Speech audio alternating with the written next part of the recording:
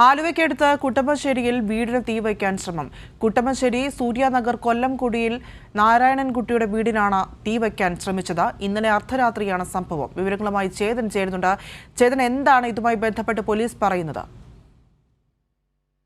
പ്രിയ, ഇന്നലെ രാത്രി അർദ്ധരാത്രിയോടെയാണ് ഈ സംഭവം ഉണ്ടാവുന്നത്.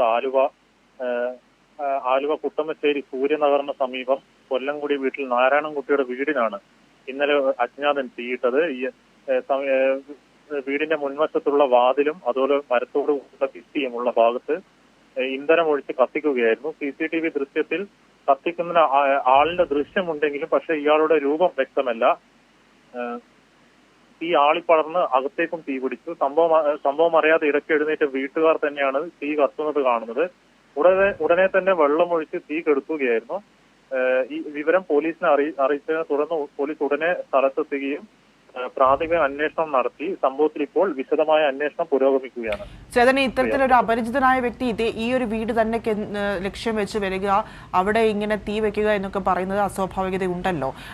എന്തെങ്കിലും പ്രശ്നം നേരത്തെ ഉണ്ടോ? ആരെങ്കിലും ഇവർക്ക് സംശയമോ മറ്റോ ഉണ്ടോ? അങ്ങനെയുള്ള സൂചനകൾ വരുന്നുണ്ടോ?